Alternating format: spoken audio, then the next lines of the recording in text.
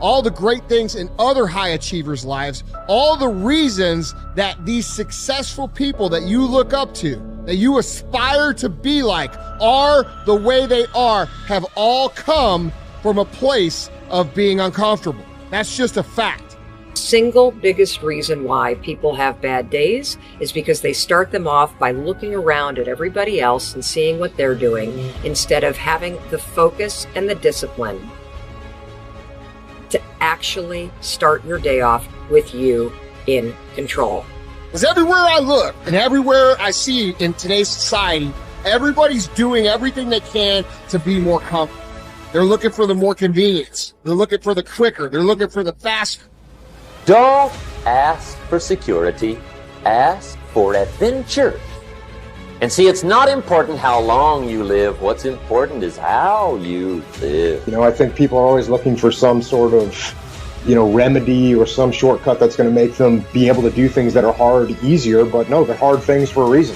So they're going to be hard. If they were easy, everyone would do them. We go through life trying to seek security and not coming outside of our comfort zone, and we take most of our stuff with us to the grave. Ask yourself, what's blocking you? What's preventing you from acting? Why don't you have the courage to handle that? Why won't you face that? What are you running away from? What kind of avoidance behavior are you engaged in? Next is, what is the worst thing that can happen when you take action? But you have to make a conscientious decision that you're going to change. And it's not dependent on anybody else. Self-discipline begins with the mastery of your thoughts. If you don't control what you think, you can't control what you do. Understanding how to set up daily routines with alternating brain and body training and killing procrastination. Each and every day that you are breathing in this world, each and every day that you are doing something in this world, you should be focusing on getting better, not worse. Show me your character. Remain disciplined. Stay strong. When it all seems hopeless, keep plugging away. Nothing can stop you if you don't stop for anything. Don't stop for anything. Never break your discipline. Remain faithful to yourself and your vision.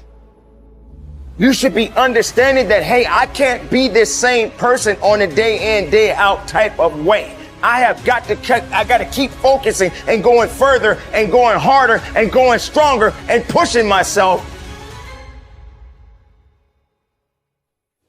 until there's nothing else left to push forward. Okay, so let's say you pick a level of competition where you're always winning.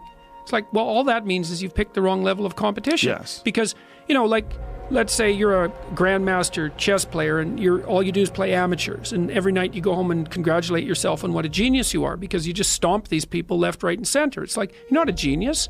You're a dimwit. Right. What you should be doing is playing people who are beating you as much as you can tolerate. Right. So maybe that's 40% of the time. Maybe it's 60% of the time.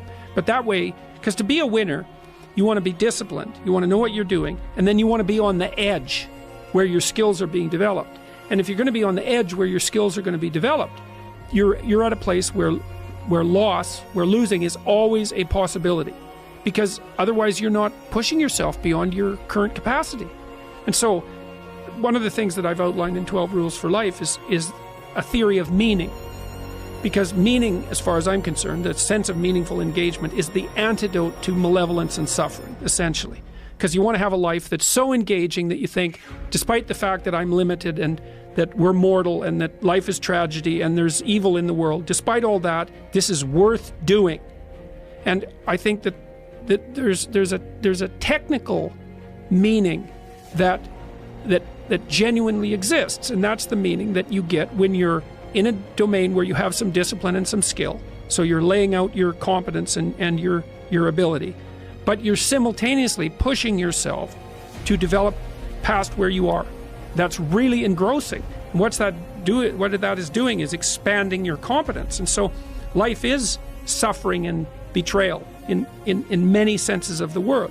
But you can adopt a way of traversing through life that is more powerful than the tragedy and the malevolence. It is hard to have the success you want. It's hard to have a jet and freedom and extra houses. And it takes hard work and it takes time. And there's no shortcut. I don't care what anybody thinks. There's no shortcut. Maybe you could have bought Dogecoin and you got lucky. That is the rarest thing in the history of the world. Ed and I would bet we agree. I don't even know. Neither one of us probably invested in crypto when all of our friends said to, because we didn't know it, we didn't feel it, and we missed it. So I'm so blessed if you did for you, but that's not where true wealth is made. You have to work 50% harder than you think you do. You have to get kicked in the teeth more than you think. You have to get questioned by your friends and family and look like the dreamer twice as much as you think. The people you thought were going to support you aren't. Some people are going to talk behind your back. Some friends are going to leave you. And guess what?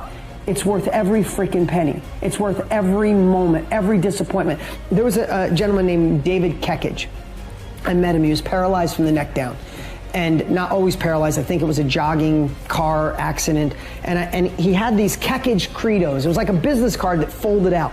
And one of his Kekich credos, to make him positive, most positive guy you ever met, couldn't move anything below his neck, one of them was, living the hard way is easy, and living the easy way is hard. So before I answer this about multiple streams of income, I think it's really important I tell you this. Living the hard way makes it easy. I could blame a lot of people. And that's the book I was reading. And I put it off on everybody else. It wasn't until I said, you know what, for me to fix this, I gotta read what the f is wrong with David Goggins. Not blame anybody. Read my book and say, okay, I'm afraid of my shadow. How can I overcome that? Go in the military, get your ass kicked, do things you hate to do, be uncomfortable every day of your life. Roger that. I'm not the smartest kid in the world. Okay. Instead of somebody saying, oh no, you're smart. No, don't say that to yourself. I said to myself, no, I'm a dumb mother. Okay, roger that. How you get smarter? Educate yourself. So the things that we run from the truth. We're running from the truth, man. So the only way I became successful was going towards the truth. As painful and as brutal as it is, it changed me. It allowed me to become, in my own right, who I am today. If you do what other successful people do over and over again, nothing can stop you from eventually enjoying the same rewards that they do. But if you don't do what successful people do, nothing can help you. Success is not an accident. Sadly, failure is not an accident either. You succeed when you do what other successful people do over and over until these behaviors become a habit. Likewise, you fail if you don't do what successful people do. In either case, nature is neutral. Nature does not take sides. Nature doesn't care. What happens to you is simply a matter of law, the law of cause and effect. You can look at yourself as a machine with a default mechanism. Your default mechanism is the almost irresistible attraction of the expediency factor. In the absence of self-discipline, your default mechanism goes off automatically. This is the main cause of underachievement and the failure to realize your true potential. When you are not working deliberately, consciously, and continuously to be, and have those things that constitute success for you, your default mechanism is at work. You end up doing those fun, easy, and low-value things in the short term that lead to frustration, financial worries, and failure in the long term. One of the most important requirements for success, once you have decided what it is that you want, is the quality of willingness. Successful people are willing to pay the price, whatever it is and for as long as it takes, until they achieve the results they desire. Everyone wants to be successful. Everyone wants to be healthy, happy, thin, and rich. But most people are not willing to pay the price. Occasionally, they may be willing to pay the price, but they are not willing to pay the whole price. They always hold back.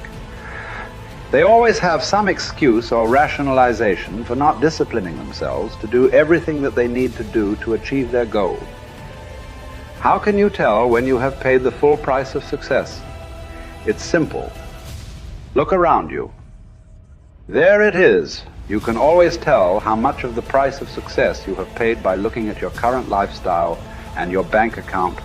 By the law of correspondence, Your outer world will, like a mirror, always reflect the person you are and the price you have paid on the inside.